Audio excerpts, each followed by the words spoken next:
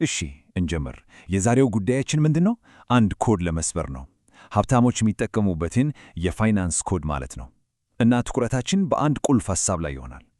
ሌቨሬጅ እንዴት ነው እንደ ትልቅ መሳሪያ የሚጠቀሙበት? እስቲ እንየው። ዕዳ ጠላትህ አይበላም። ዋው! ይህ በጣም ትልቅ አባባል ነው።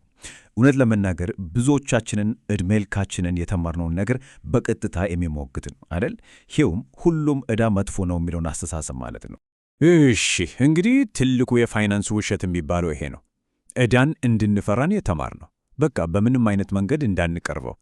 ነገር ግን የሚገርመው ነገር እኛ ከዕዳ ስንሸሽ፣ ሀብታሞች ደግሞ ልክ እንደ ጦር መሳሪያ ሀብታቸውን ለመገንባት እየተጠቀሙበት ነው ማለት ነው። ብዙ ጊዜ ትልቁ ልዩነት የገቢ መጠን ይመስለናል አይደል? ማን ስንት ብር ያገኛል የሚለው ነገር። ግን እውነቱን ለመናገር እሱ አይደለም ዋናው ነገር። እውነተኛው ልዩነት ሌቨሬጅ ነው። እስቲ እንደዚህ አድርገን እናስበው። ያው ሌቨሬጅ ከሌለ ሀብት መገንባት ልክ ደረጃን አንድ በአንድ እንደማውጣት ነው። ቀጥተኛ ሂደት ነው። በቃ ጊዜን ለገንዘብ ነው የምንለውጠው። አንድ ብር ቆጥበን አንድ ብር አገኘን። ይሰራል፣ ግን በጣም ቀርፋፋ ነው። ደሞም ገደብ አለው። እስቲ ቁጥሮቹን እንመልከት። በመጀመሪያው ዓመት 20 ሺህ ቆጠብን እንበል። በጣም ጥሩ ጅምር ነው። ከ5 ዓመት በኋላ 100 ሺህ ደረሰ። እሺ ግን አያችሁ፣ ግማሽ ሚሊዮን ለመድረስ ብቻ ሙሉ 25 ዓመት ይፈጃል። 25 ዓመት! ይህ ነው በቃ ቀርፋፋ እና ቀጥተኛ መንገድ የሚባለው። ነገር ግን ሌቨሬጅ ሲገባበት ጨዋታው ሙሉ በሙሉ ይቀየራል። ከእንግዲህ ደረጃ መውጣት አይደለም፣ ልክ እንደ ሮኬት ነው የሚሆነው። የሀብት እድገት ቀጥተኛ መሆኑን ያቆመ እጥፍ ድርብ እየሆነ ይሄዳል ማለት ነው። እሽ ሌቨሬጅ ምንድን ነው በትክክል? በቀላል አነጋገር ትንሽ የራስ ገንዘብ ተጠቅሞ አንድ ትልቅ ነገርን መቆጣጠር ማለት ነው። 500 ሺህ ብር ለመቆጠብ 25 ዓመት ከመፍጀት ይልቅ 20 ሺህ ብር ብቻ እንደ ቅድመ ክፍያ ተጠቅሞ የ500 ሺህ ብር ንብረትን ዛሬውኑ መቆጣጠር ማለት ነው። ጊዜን በእጅጉ ያሳጥራል። እሺ አሁን ወደ አእምሮ የሚመጣው ጥያቄ ይገባኛል። ቆይ ሌቨሬጅ ዕዳ የሚተከም ከሆነ በጣም አደገኛ አይደለም ወይ የሚል እና በጣም ትክክለኛ ጥያቄ ነው። መልሱ አዎ ሊሆን ይችላል። ግን ሚስጥሩ ይሄ ነው። ሁሉም ዕዳ አንድ አይነት ሆኖ አልተፈጠረም። ሁለት አይነት ዕዳ አለ። በአንድ በኩል የኢጎ ዕዳ የሚባል አለ።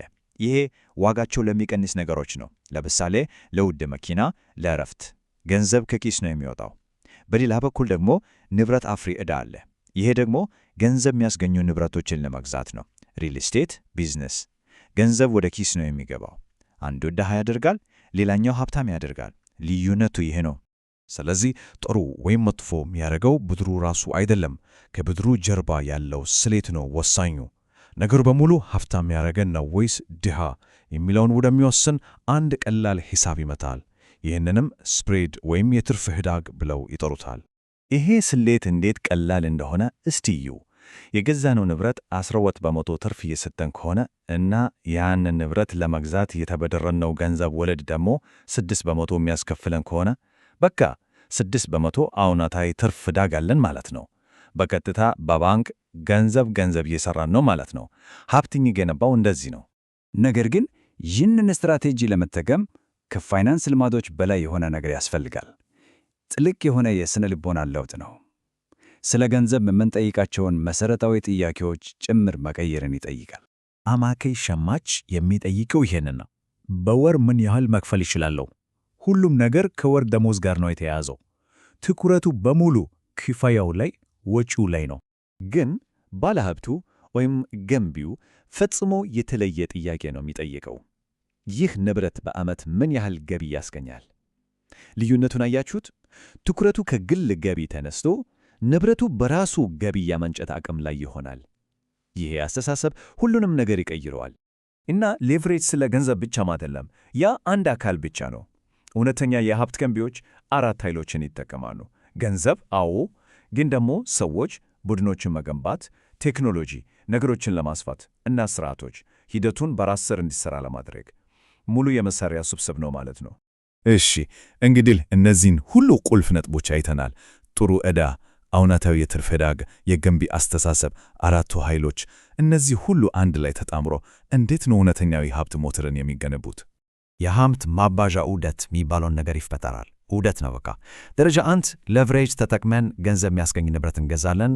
ደረጃ 2 ያ ንብረት ትርፍ ያመነጫል። ደረጃ 3 ያንን ትርፍ ተጨማሪ ንብረቶችን ለመግዛት እንጠቀምበታለን። ደረጃ 4 እያንዳንዱ አዲስ ንብረት ለዑደቱ ተጨማሪ ፍጥነትና ጉልበት ይጨምርለታል። በራሱ ጊዜ በፍጥነት መሽከርከር ይጀምራል። እና መጨረሻው ግብ ምንድን ነው? ለገንዘብ የሚሰራ ሰው መሆንን እናቆማ፣ ገንዘብ የሚያመርቱ ማሽኖችን የምንቀርጽ ሰዎች እንሆናለን። በፋይናንስ ስርዓት ውስጥ ትንሽ አካል ከመሆን ወጥተን የራሳችንን ስርዓት የምንቀርጽ መሐንዲሶች እንሆናለን። ስለዚህ በዚህ ሐሳብ እንጨርስ። ሌቨሬጅ ሁሉንም ነገር የማጉላት ባህሪ ያለው፣ ጥሩ ውሳኔዎችንም መጥፎ ውሳኔዎችንም። እውነተኛው ጥያቄ ይህንን ኃይል ብንጠቀምበት ለእኛ ምንን ያጎላልን ይሆን?